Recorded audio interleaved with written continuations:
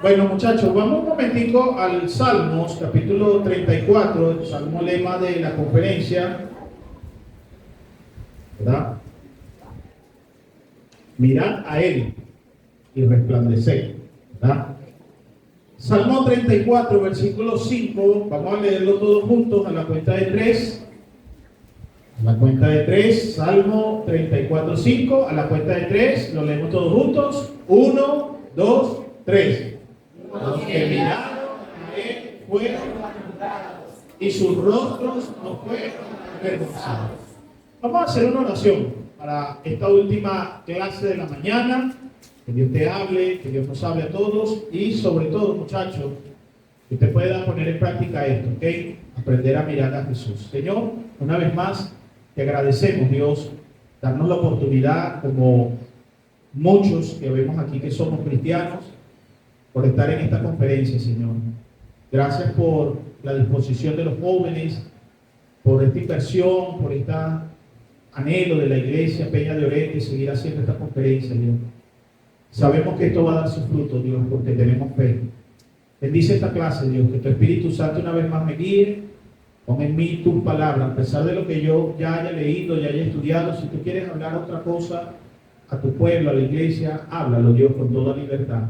Bendice a los jóvenes, Señor, quita toda distracción, toda cosa que quiera causarnos daño, tropiezo, distracción. Reprende Satanás, reprende todo demonio que quiera causarnos esa distracción. En nombre de Jesús te lo pedimos. Amén. Bueno, quiero hablar, muchachos, en esta ocasión sobre aprender a mirar a Jesús, aprender a mirarle a Él. Dice aquí el Salmo 34:5 que los que miran a Él, los que le miran a Él, a Jehová, a Jesús, ellos fueron alumbrados. Y como resultado de eso, sus rostros, dice, no fueron avergonzados. Como le hablaba hace un ratito a los muchachos menores, y muy bien lo explicó el pastor Oscar en su primer mensaje, debemos tener mucho cuidado, sobre todo esta generación de jóvenes. Tenemos que tener mucho cuidado en poder entender si somos de Dios o no somos de Dios. Tenemos que preocuparnos por nuestra salvación. Amén. Porque uno puede escuchar, uno puede crecer en una iglesia pensando de alguna manera, yo veo a Jesús, yo soy de Dios. Pero resulta que cuando la Biblia nos habla en versículos como por ejemplo que dice que los que miraron a Él, en muchos textos no está hablando de una forma literal, en el sentido de que no es que están viendo físicamente a Jesús. Está hablando en un sentido comparativo, está hablando en una forma de ilustración de que los que tienen su atención, de los que verdaderamente se enfocan en poner su mirada, es decir, su fe en Dios, ellos van a tener ciertas bendiciones. Yo quiero que vayamos también al libro de Hebreos.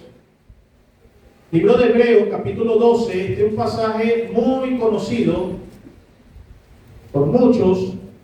En Hebreos capítulo 12, versículo 2, dice algo muy parecido que tiene que ver con el salmo que leímos. Y dice Hebreos 12:2, puesto los ojos en Jesús, el autor y consumador de la fe, el cual por el gozo puesto delante de él sufrió la cruz, menospreciando el oprobio, y se sentó a la diestra del trono de Dios. Dice aquí la Biblia que Dios nos da una recomendación a todos los que somos salvos, y es a que tengamos puestos los ojos en Jesús. No significa que vamos a ver en este tiempo, en estos días, no vamos a ver físicamente a Jesús, pues estuviéramos entonces yendo en contra de lo que dice, por ejemplo, el libro de Juan, donde Juan dice, nadie ha visto a Dios. Amén. Pero ¿a qué se refiere entonces cuando la Biblia nos recomienda, cuando la Biblia nos manda a que le miremos a Él o a que pongamos nuestros ojos en Jesús? Bueno, eso tiene que ver, joven, con que vamos a desarrollar una vida, una creencia por fe en que nuestros pensamientos van a estar enfocados en la persona de Jesucristo. Es decir, vamos a vivir conscientes de que el Señor está en todo lugar. ¿Te acuerdas aquel proverbio que dice que los ojos de Jehová o Jehová está en todo lugar, mirando a los malos y a los buenos? Hermano, pero a veces muchos de los cristianos vivimos desconociendo que Dios está cercano. Cercano está Jehová a todos los que le invocan. Pero a veces nosotros pensamos, no, Dios solamente está en la iglesia. Pero cuando yo estoy en mi casa o cuando estoy en las redes sociales, cuando estoy en el liceo o en el trabajo, en la universidad, Dios no está ahí. No, precisamente también Dios está en esos lugares si usted pone su mirada en Él. Si usted aprende a mirarle a Él, usted puede gozar de la presencia de Dios en esos lugares. Hablaba yo ahorita en la clase que Dios me permitió dar de José. Como José, a pesar de tanto sufrimiento, él estaba en otra tierra muy lejana donde él había nacido. Él estaba con otras personas que no eran su familia, que no eran, digamos, sus líderes espirituales, sus pastores. Él estuvo incluso en la cárcel, pero José estaba consciente de que Dios estaba con él. Y era porque José aprendió a mirarle a él. Y yo hablaba ahorita a propósito de este versículo, el lema que dice que el que aprende a mirar a Jehová, sus rostros no serán avergonzados, más bien su rostro va a resplandecer. Y yo le decía a los muchachitos, yo le decía, José nunca tuvo una mala cara cuando estuvo en la cárcel. José nunca tuvo una mala cara, una mala actitud cuando estuvo con Potifar trabajando. José nunca tuvo una mala cara. Incluso cuando vinieron sus hermanos que lo habían traicionado, él nunca tuvo un rostro desagradable. Más bien dice la Biblia de José que era de hermoso aspecto, de hermosa apariencia y de lindo semblante. Y eso es el resultado, muchachos, ese es el resultado cuando uno aprende a mirar a Jesús, cuando uno pone sus ojos en Jesús. Hermano, Dios no te avergüenza. Dios te da una llenura de su Espíritu Santo. Estamos ahí en Hebreos capítulo 12. Dice el versículo 2: puestos los ojos en Jesús. ¿Qué significa la palabra puesto? La palabra puesto allí tiene que ver con fijar la mirada. Tiene que ver con mirar fijamente, con concentrar la mirada. No quitar la mirada. ¿De quién? De Jesús. ¿Sabía usted que la forma como una persona mira puede comunicar mucho de esa persona? Hay personas que están aquí y muchos de ustedes que han estudiado y han ido a las escuelas, a los liceos, muchos de ustedes han aprendido las normas del buen hablante, las normas del buen oyente, esas normas de cortesía. Y muchos de ustedes no creo que haga falta recordarle, ¿verdad?, que cuando alguien está hablando, el que está oyendo debe estar, ¿qué?, mirándole. Pero muchos de los oyentes, no solamente aquí, en otros lugares, en el trabajo, en la escuela, mientras tal vez la maestra está hablando, la persona está mirando a otro lado. ¿Sí le ha pasado eso?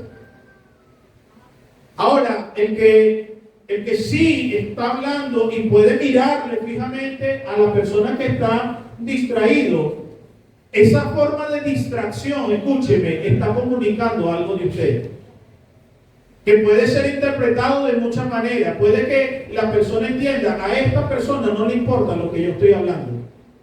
Y el que no esté mirando atentamente lo demuestra. Hay personas que tienen traumas, hay personas que tienen problemas, y nada más con la forma como miran.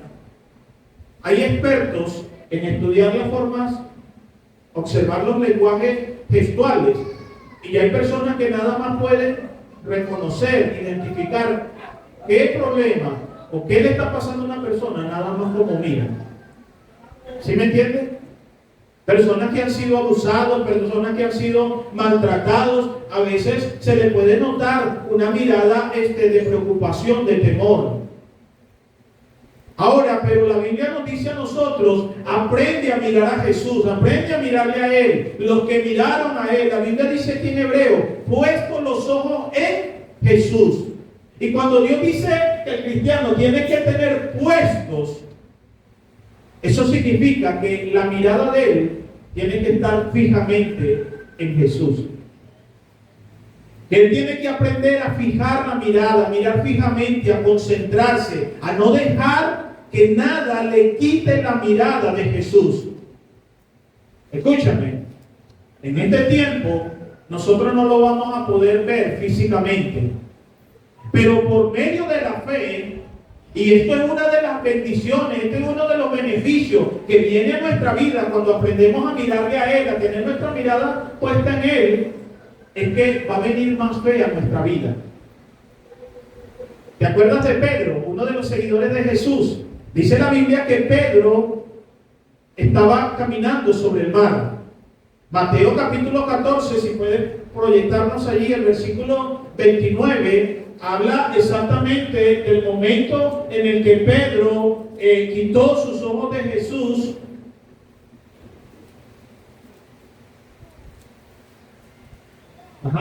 Vamos a, lo va pasando a medida que lo voy leyendo. Y dijo, ven. Y descendiendo Pedro de la barca, andaban sobre las aguas para ir a Jesús. Nótese como dice, andaba ya sobre las aguas. Además de Jesús, el único ser humano que ha podido desafiar, vencer todas las leyes de la física, todas las leyes de la naturaleza, además de Jesús, Pedro. Pedro caminó sobre las aguas, dice el versículo 30. Pero al ver el fuerte viento, ¿tuvo qué? Tuvo miedo y comenzó a ¿qué? A hundirse y dio voces diciendo, Señor, sálvame. ¿Qué fue lo que cambió? ¿Qué fue lo que produjo que Pedro, que ya estaba caminando, joven, ya estaba caminando sobre las aguas? Pero dice la Biblia, y fíjense cómo comienza este versículo con un pero, es decir, ahí hay un conector que indica una diferencia. Ese es un conector que indica que algo cambió en comparación a lo que se venía diciendo anteriormente. En el versículo 29, es decir, el versículo anterior, Pedro estaba caminando sobre las aguas. Entienda esto, caminando sobre las aguas. Muchos de los que hemos ido al mar, a la playa, a mí me gusta cuando voy allá, hay un lugarcito allá en Chichiriviche, en esos islotes, que a mí me encanta irme para allá. Pero para llegar allá hay que montarse en una barquita y que lo trasladen a uno hasta allá. Y yo me vengo a veces a las 4 o 5 de la tarde y ya el mar está como picado. Y eso se pone feo el asunto. Dice la Biblia que habían fuertes vientos, que la marea estaba difícil. Mas sin embargo, Pedro estaba caminando sobre esa superficie. ¿Pero por qué Pedro estaba caminando? Porque él tenía en ese momento su mirada puesta en Jesús. ¿Pero qué pasó? Algo cambió, que cuando él empezó, quitó la mirada, es decir, dejó de mirar fijamente a Jesús, él empezó a mirar ¿qué? El fuerte viento. ¿Y tuvo qué?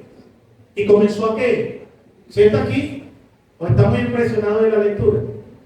Espero que esté aquí, amén. Porque esto es lo mismo que nos sucede a veces a nosotros, los cristianos. Cuando comenzamos a quitar la mirada de Jesús, comenzamos a hundirnos, comenzamos a meternos en muchos problemas, comenzamos a perder el ánimo, comenzamos a perder la fe. Hay ejemplos en la Biblia. Vamos a ir al libro de Hechos, por favor, libro de Hechos. Libro de Hechos, capítulo 10, nos muestran algunos ejemplos de cómo debe ser la forma correcta de mirar, de poner los ojos, para que viendo estos ejemplos aprendamos a poner nuestra mirada en Jesús de estas formas. Hechos capítulo 10, versículo 4, aquí está hablando Pedro y Juan, pero en especial Pedro, dice, él mirándole como, y atemorizado, dijo, ¿qué es, Señor? Y le dijo, tus oraciones y tus limosnas han subido para memoria delante de Dios. Aquí está un hombre llamado Cornelio. Y cuando se le apareció un ángel de Dios, dice que él lo miró como fijamente. ¿Sí se está dando cuenta? A nosotros no se nos aparece un ángel ahorita y mire, muchos tal vez pegamos una carrera, ¿verdad? Del impacto, de la impresión. Pero te estás dando cuenta que la Biblia habla o nos describe cómo es que debemos mirar fijamente, dice aquí, Hechos capítulo 23. Mira Hechos capítulo 23, vemos otro ejemplo.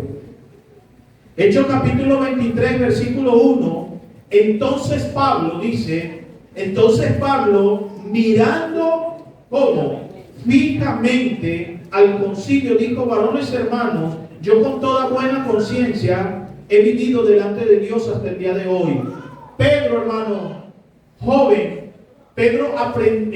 Pablo aprendió a mirar como fijamente. Es decir, que él cuando iba a predicar, pues en este momento, él tenía una oportunidad de predicarle a la gente. Pero ¿cómo lo hacía él? Imagínate un joven que vaya a salir a ganar almas con su padre, con su pastor. Entonces, detiene a alguien, toca la puerta de alguien, y cuando ese alguien sale para escucharle, imagínate que el joven entonces empieza a mirar para otro lado.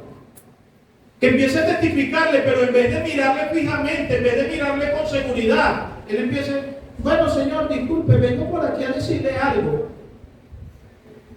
Si esa persona que va a escuchar el Evangelio por primera vez nos ve con esa mirada distraída, nos ve con esa mirada opaca y perdida, ¿usted cree que esa persona va a poder entender? No. Porque a veces una mirada esquiva, ¿sabe qué manifiesta? ¿Sabe qué comunica? Inseguridad. ¿Cómo mira usted a Dios? ¿Lo mira fijamente? ¿Cómo mira usted al predicador cuando está predicando la palabra de Dios? ¿Lo mira fijamente? ¿Cómo mira usted el teléfono? ¿Lo mira fijamente? ¿O no? ¿Se da cuenta? Que hay cosas que nos agradan mirar como atentamente, fijamente. Pero a Jesús, joven, ¿cómo lo miramos? Dice ahí también Hechos capítulo 3. Hechos capítulo 3, estamos en el libro de Hechos. Te estoy mostrando ejemplos de cómo es un ejemplo de lo que significa puesto los ojos en Jesús, cómo es el tipo de mirada. Hechos capítulo 3. Mira lo que dice el versículo 4. Pedro y Juan, fijando en él que, cuando Pedro y Juan quisieron hacer una obra milagrosa con el poder de Dios en ese hombre paralítico, muchachos, ellos no lo miraron así de lejos. Ellos lo miraron fijamente, fijando en él los ojos. Este era un hombre que estaba ahí lisiado, este era un hombre que no podía caminar, este era un hombre perdido, este era un hombre que no conocía al Señor. ¿Cómo mira usted a los perdidos? ¿Cómo mira usted a sus amigos que no tienen a Cristo? Ay, no, esos son mis amigos, chévere, yo sí los miro bien, los miro por el Facebook. Es decir, los están mirando como los miraría Jesús, es decir, con la necesidad de que sean salvos. ¿Cuántos de ustedes tal vez le predican a sus amigos constantemente para que reciban a Cristo? Si no lo están haciendo es porque probablemente ustedes no están mirando la necesidad espiritual que tienen esos amigos. ¿Por qué? Porque nuestra mirada está distraída, nuestra mirada está distante, nuestra mirada está opacada. No estamos mirándole a Él, no estamos aprendiendo a mirar a Jesús. Santiago dice el capítulo 1, versículo 25, nos pone una ilustración también, cómo es que se debe prestar atención, en este caso a la Biblia. Dice Santiago 1, 25, mas el que mira atentamente en la perfecta ley, la de la libertad, y persevera en ella, no siendo un oidor olvidadizo, sino un hacedor de la obra, este será este será bienaventurado en lo que hace. La palabra feliz, feliz, muy feliz. ¿Quiere usted ser feliz? ¿Cómo debe mirar usted al predicador? ¿Cómo lo debe mirar? Con rabia.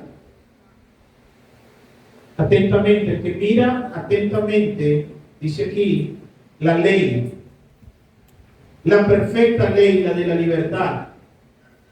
Está hablando no solamente de la mirada física, sino de la atención, del creer al mensaje de la palabra. Es decir, que nada, joven, nada te desvíe tu mirada, que nada te desvíe la atención. ¿Qué le pasó a Pedro?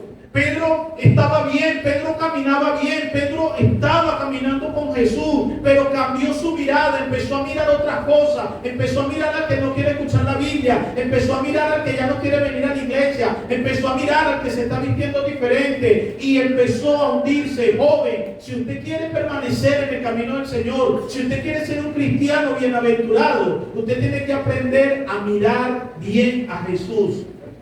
Amén. Es importantísimo tener la mirada en Jesús. Cuando se nos dice puesto los ojos en Jesús, joven, como le dije hace un momento, no se está refiriendo a una mirada física. Se trata de poder tener un entendimiento correcto. Mira este versículo en Efesios capítulo 1. Efesios capítulo 1. Pablo está orando por los creyentes en Éfeso. Y parte de su oración a Dios comienza allí a describirse en el versículo 17. Aquí vemos las razones, los motivos, las peticiones de Pablo por esta gente, y dice que él oraba para que Dios, el Dios nuestro, dice para que el Dios de nuestro Señor Jesucristo, el Padre de la gloria, os dé un espíritu de sabiduría y de revelación en el conocimiento de Él, es decir, de Jesús. Pero en el versículo 18, Pablo sigue orando y está orando ahora y dice, alumbrando los ojos de ¿qué? Es decir, que hay unos ojos del entendimiento. No, ya va, pastor. ¿Cómo es eso? O sea, usted no está hablando de que yo tengo que mirar atenta, o sea, con estos ojos. Escúchame, nadie ha visto a Dios. Nadie. Nadie ahorita en este tiempo puede ver físicamente a Dios. Joven, nosotros no somos como los carismáticos que se la pasan supuestamente viendo a Dios en todo lugar. La Biblia es clara y dice, nadie en este tiempo, nadie puede ver físicamente a Dios, y eso es por el pecado. Pero entonces, ¿por qué la Biblia me dice a mí, me manda a poner la mirada en Él? ¿A qué se refiere, pastor? Pablo está orando por los creyentes y le pide a Dios, Señor, alúmbrales. Yo no soy muy de conocer las cosas, los aparatos de la tecnología, pero yo he visto unos soportes como estos que tienen unos aros allí incluidos que sirven como para... Creo yo que para iluminar. ¿Sí sabe que estoy hablando? Y cuando prenden esos aros allí, todo se ve más ¿qué? Más oscuro o más claro. Puede estar el lugar en oscuridad, pero cuando encienden eso, puede alumbrar para que las personas puedan ver bien el video o la grabación o lo que estén haciendo. En la vida espiritual hace falta, en la vida de muchos de nosotros los cristianos, que Dios nos alumbre los ojos de nuestro entendimiento. Amén. Pastor, ¿por qué será que yo tengo tantos años en la iglesia? Mi papá es pastor, yo soy hijo del diácono, yo soy hijo de no sé quién, como decía el hermano hace un rato. Puede ser hijo de quien sea, pero si el Señor, ya después de salvo, nosotros no le rogamos a Él, Señor, alúmbrame los ojos del entendimiento. Una persona puede que no use lentes ni anteojos, puede que pueda ver sin lentes todo el panorama, pero si no puede ver las cosas espirituales, hermano, no le sirve de nada. Amén. Si usted no puede ver aquellas cosas que batallan contra el alma, si usted no puede ver la lucha espiritual que hay, joven, usted no es un emocionalista, un desenfocado como jóvenes de otras iglesias que se la pasan viendo demonios en todos lados. Hay jóvenes, hay creyentes en otras denominaciones que se reúnen en los templos y apenas pasa, no sé, un insecto, una cucaracha, y de una vez pueden decir, ahí está el demonio. Y yo digo, bendito sea el Señor. Dios no nos quiere alumbrar a nosotros nuestro entendimiento para que veamos que una cucaracha es un demonio. No. Dios dice, yo quiero, y Pablo oraba, Señor, alúmbrales los ojos. Para poder mirar se necesitan que nuestros ojos estén bien abiertos y puedan ser alumbrados. Usted necesita que alguien alumbre su camino. ¿Te acuerdas aquel salmo? Lámpara es a mis pies, ¿qué?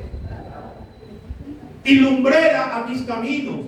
¿Te acuerdas aquel pasaje en Pedro, cuando Pedro le recomienda a la iglesia y le dice, bien hacéis en estar atento a la palabra como una antorcha que alumbra? ¿En lugar qué?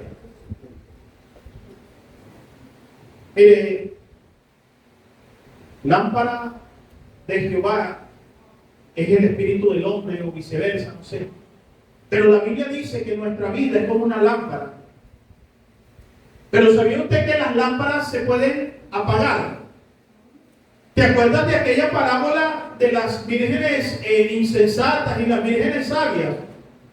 ¿Por qué? Alguien que me ayude. ¿Por qué se le apagaron las lámparas a las vírgenes insensatas? ¿Por qué? Porque no fueron prevenidas. Porque no le agregaron el aceite. Es decir, se le fue apagando su lámpara. Se le fue apagando la lámpara. Dice 1 Tesalonicenses, no apaguéis el Espíritu de Dios. ¿Eres tú salvo? Si eres salvo, hermano, el Espíritu de Dios mora en ti. El Espíritu Santo es el que nos ayuda a vivir la vida cristiana. El Espíritu Santo es el que da testimonio a tu vida y a mi vida de que somos hijos de Dios. El Espíritu Santo nos enseña toda la verdad. El Espíritu Santo nos advierte del pecado. Pero ¿por qué es que a veces la mayoría de nosotros los jóvenes no podemos escuchar esa voz? Porque resulta que la Biblia dice que el Espíritu en nosotros se puede apagar. Recuerda, nuestra vida es una lámpara ante los ojos de Dios. ¿Para qué sirven las lámparas? ¿Sí? Los que estudian en institutos bíblicos, ¿verdad? Los teólogos. ¿Para qué servirá una lámpara? No se necesita ir a un instituto para saber para qué sirve la lámpara del teléfono. Para alumbrar.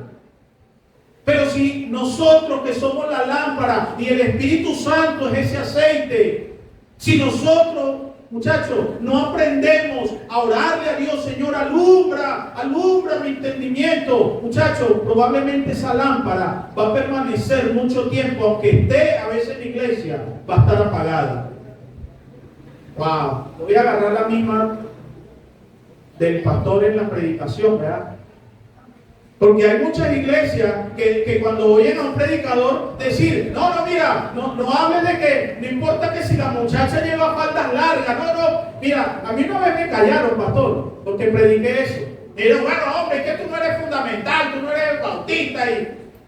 Porque a veces estamos más pendientes de si una muchacha está en la iglesia y tiene la falda larga. Y por cierto, siguen usando. Yo estoy de acuerdo con eso. Yo estoy de acuerdo con la vestimenta decorosa, tanto en varones como en hembras. Pero como lo decía el pastor Valero, con todo respeto, y yo lo entendí, pastor, yo no voy a dudar de sus convicciones por su comentario, porque estamos siendo grabados. Pues, no sé, Dios me lo cuide, ¿verdad? Que ya seamos tenidos porque no somos bautistas o fundamentales. Pero el hecho de que usted esté aquí en la iglesia, eso no quiere decir que su lámpara esté totalmente encendida. A veces hay pastores que nos preocupamos más porque los muchachos estén aquí en la iglesia y no nos importa si la lámpara la tienen apagada. No escuché los amenes. Y por eso es que al final se terminan apagando más de lo que están. Por eso es que al final se terminan yendo al mundo. Porque no nos importa si la lámpara está prendida o no, si está haciendo su vida alumbrada o no. Nos importa es que llenen a veces nuestras sillas. Sigue viniendo a la iglesia, joven, claro que sí. Ven a cualquier actividad, ven a todo. Pero también preocúpate por pedirle a Dios que alumbre los ojos de tu entendimiento. Que alumbre los ojos de tu entendimiento. Joven, la Biblia dice que Satanás, si puedes proyectarme ahí, hermanito, 2 Corintios 4:4, dice la Biblia que el Dios de este siglo ciega el entendimiento. Dice la Biblia, en los cuales el Dios de este siglo, es decir, Satanás, cegó, es decir, tapó el ¿qué? No está hablando de los ojos, pero entendemos por el entendimiento que son los ojos. La Biblia tiene una armonía, el libro de Efesios tiene armonía con 2 Corintios, sus principios. Amén. Satanás es experto en cegar el entendimiento. La iglesia de Corintios fue una iglesia carnal. Pablo dice, yo nunca pude hablarles a ustedes como espirituales, sino como a carnales, como a niños en Cristo. Y una de las razones era porque Satanás es experto en detectar cuando una lámpara se le está secando el aceite y la persona no hace nada para echarle más aceite. Satanás es experto en darse cuenta de esos jóvenes. Jóvenes que están en los cultos y están durmiéndose. Satanás es experto en eso. Y te pone de una vez la venda para que no te resplandezca la luz del Evangelio de Cristo. Oh, pastor, yo estaba ahí, yo decía, con ese mensaje solamente ya no necesitamos más conferencias, necesitamos salvación. Pero porque a veces los jóvenes, las personas no responden, aún estando en las iglesias, aún escuchando mensajes tan buenos como ese. Porque Satanás sabe que te estás ahí durmiendo y Satanás aprovecha para que la palabra no te alumbre, para que vengas a la salvación. Por eso es que en Efesios, en Corintios, Pablo dice, despiértate, tú que duermes de entre los muertos. Por eso es que la Biblia dice que muchos duermen. Joven, porque a veces un predicador tiene que hablarte en este tono. Ay, no me gustan los predicadores que predican así con la voz alta. Es porque a veces te estás durmiendo. Imagínate. Si te estás durmiendo con una prédica con este tono, si te ponemos ahí suavecito ahí, no, ¿verdad? Se escuchan los ronquidos.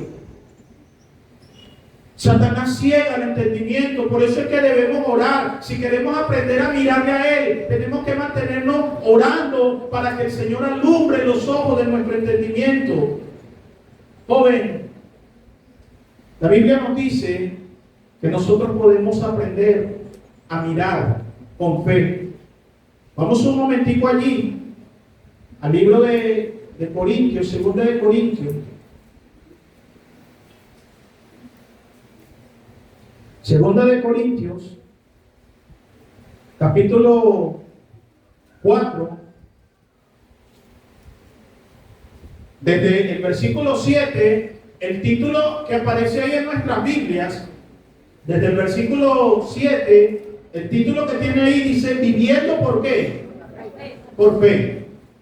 Y en el versículo 16, 2 Corintios 4, 16 dice, por tanto, no desmayamos. Antes, aunque nuestro hombre exterior se va desgastando, el interior no obstante se renueva de día en día, porque esta leve tribulación momentánea produce en nosotros un cada vez más excelente y eterno peso de gloria. Y presta atención a esto, no mirando nosotros las cosas que sino las que no se ven, pues las cosas que se ven son temporales, pero las que no se ven son ¿qué? Eternas. Escúchame algo. Dios quiere que aprendamos a mirarle a Él. Te mostré que físicamente no se trata de ese asunto. Tiene que ver con los ojos espirituales, los ojos del entendimiento. ¿Sí? Pablo está diciendo aquí que los cristianos que aprenden eso, ellos empiezan a ver las cosas que no se ven. Dice Hebreos 11:1 que la fe es la certeza de lo que se espera, que la fe es la convicción de lo que no se ve. Ese versículo muchos de ustedes se lo saben desde que estaban en clase cuna. ¿Tiene usted fe, joven? Muchos van a decir, sí, pastor, yo tengo fe. Entonces, ¿por qué no puede ver aquellas cosas que no se ven? ¿De qué está hablando, pastor?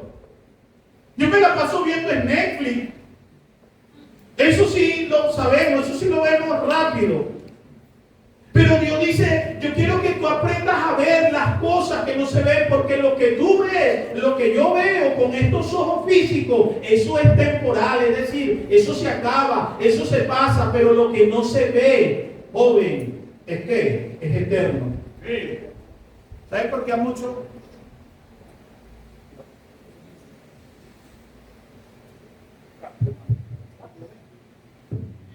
¿Sabes? Habla de la salvación. ¿Ya? Ahí. ¿Saben por qué muchos no pueden ver la salvación? ¿Por qué no pueden apreciar el mensaje? Porque solamente a veces estamos viviendo lo temporal. ¿Sabía usted que la salvación es eterna? Amén. Vida eterna. ¿Se acuerdan el pasaje que leyó el pastor Oscar? Porque de tal manera amó Dios al mundo que ha dado a su Hijo para que todo aquel que en Él cree no se pierda, más tenga que. Pablo está diciendo que las cosas que no se ven son. ¿No te has dado cuenta que cuando un predicador te hace una invitación a ser salvo, ¿por qué tú no puedes comprender ese mensaje? ¿Por qué tú no puedes responder a veces a la salvación que Dios te está dando? ¿Sabes por qué? Porque es que tú no estás mirando eso. Estás mirando a ver qué pasa, a ver quién se arrodilla. Tú estás mirando solamente lo que se ve, pero la salvación, como decía bien el pastor, y lo aclaraba ahí Juan capítulo 3, esto no es un asunto de la carne, esto es algo del Espíritu. Joven, ¿quieres poner tus ojos en Jesús? Tú tienes que aprender a mirar, a poner la mirada fijamente en Él. A que nada te distraiga, joven. A que en los cultos, a que en los campamentos, a que en las conferencias, mientras se está predicando, no dejes que nadie, ni tú mismo, te distraiga. Porque el que mira atentamente a la perfecta ley, la de la libertad, será bienaventurado. Termino con esto, porque nos vamos a comer, ¿verdad? Y si se alegraron, ¿verdad? Se vean los ojos, ¿verdad? Bueno, pues esa risa va a durar 30 minutos más. Hubieron personajes en la Biblia, vete rapidito al libro de Hebreos, por favor. Ya vamos a terminar, pero quiero que miren esto. Estos ejemplos de ver a Jesús, de tener nuestra mirada puesta en Jesús. Hebreos capítulo 11, dice el versículo 3.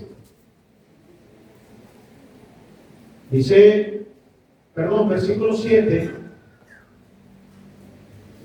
Dice, por la fe Noé, cuando fue advertido por Dios acerca de las cosas que aún que, es decir, que aún todavía no se veía el diluvio, es decir, aún todavía no se veía el arca, pero como ya Dios le estaba hablando y Noé era un hombre que tenía su mirada puesta en Jesús, él fue advertido de las cosas que aún no se veían. Y dice que él preparó con temor, preparó el arca en que su casa se salvase. Y por esa fe, condenó al mundo y fue hecho heredero de justicia. Pastor, pero el que condena no es Dios. Sí. Pero porque dice aquí que la Biblia que por esa fe Noé condenó al mundo. Porque, hermano, el mensaje vino principalmente para Noé. Como Noé aprendía a mirar a Jesús, es decir, él creía, él obedecía a las cosas que aún no se veían. Y él empezó a preparar ¿qué? El arca. Imagínate a todos los amigos de Noé, viendo ese loco, 120 años trabajando ahí. Yo me imagino el primer año, Noé, ¿qué te pasa? 10 años y la gente burlándose de él, pero Noé, ¿qué te pasa? Tan loco, chamo. Tú todavía ahí en esa iglesia, tú todavía construyendo ese arca. Por aquí no hay ni playa cerca, es más, en los tiempos del libro de Génesis, en los tiempos de la creación, pues Noé era un hombre de principios de creación. En esos tiempos no llovía sobre la tierra, sino que había un vapor que regaba de agua que regaba la tierra. Imagínate qué podría pensar la gente de Noé cuando él le decía, no, lo que pasa es que Dios me dijo que viene un diluvio, va a llover mucho, las cataratas del cielo se van a abrir, todos van a ser muertos. Pero yo estoy construyendo el arca, que es un tipo de Cristo, que es un tipo de la salvación, que es una representación de lo que Cristo quiere hacer en el mundo, salvarlos. Ah, pero veía la gente a Cristo. No, la gente estaba viendo el arca, pero no querían montarse en el arca. Vino el diluvio. Joven, Noé terminó de construir el arca, se metió con su familia en el arca. La Biblia dice que la puerta del arca, pues tenía una sola puerta. La puerta del arca duró una semana abierta. Una semana duró abierta. Noé, los animales, todos estaban ya dentro del arca. Pero los que no veían, los que sí veían Noé, ellos pasaban probablemente por fuera. Chamo, Noé, ¿qué te pasa? ¿Estás loco? ¿Por qué estás encerrado ahí? Y yo me imagino a Noé todavía dándoles el último mensaje del Evangelio. Entren para que se salven, entren para que se salven, entren para que se salven. Eso es lo que Dios te está diciendo. Recibe a Cristo para que te salves. Pero tú, a veces, como la gente que estaba en el tiempo de Noé, tú no quieres entrar a la salvación, joven. Tú te conformas a veces con estar aquí en la iglesia, como vestirte, como dice el pastor, con cargar una Biblia, con que te vean aquí, pero no quieres entrar por la puerta que es Cristo para ser salvo. Empezó la lluvia. ¿Te acuerdas cuando estabas en los clubes de niños? Que cantabas ahí las canciones del arca. Vinieron lluvias, el río empezó a subir, ¿verdad? Hablando de la canción del hombre sabio y el hombre necio. Pero la lluvia empezó y el arca, la puerta se cerró. Dios mismo cerró la puerta del arca. Joven, la gente cuando empezó a ver que el agua subía, que ya se estaban ahogando, que andaban ahí flotando, empezaron a golpear la madera de ese arca diciendo, déjanos entrar, déjanos entrar. ¿Qué pasó? ¿Los dejó Dios entrar? ¿Saben la respuesta, verdad? Este es un tiempo de salvación, joven. Este es un tiempo. Mira, hace unas semanas atrás, mucha gente angustiada por el meteorito ese que va a caer entre Colombia y Venezuela. Yo no sé si va a caer o no, aunque la Biblia habla de las potencias de los cielos y muchas cosas ahí futuras. Puede que sí, yo no sé. Pero ¿sabes qué? Mucha gente que anda en temor. Dios dice, bueno, entra en la salvación de Jesús. ¿Quieres tú perder ese miedo a morir?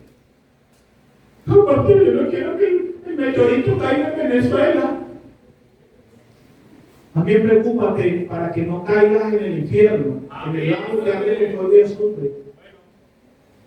Discúlpame que te lo diga así de claro, pero si tú fueras salvo, si tú supieras dónde vas, si tú supieras la esperanza, la herencia que tenemos en los cielos, no estarías asustado por el meteorito. Pero todo eso pasa, toda esa incomprensión es porque no tenemos la mirada en Él. Porque no estamos aprendiendo cómo se ve Jesús. Ya nos vamos, pero no solamente Noé, Abraham, Moisés, José, fueron personas que vieron lo que aún no se veía, muchachos, y lo creyeron.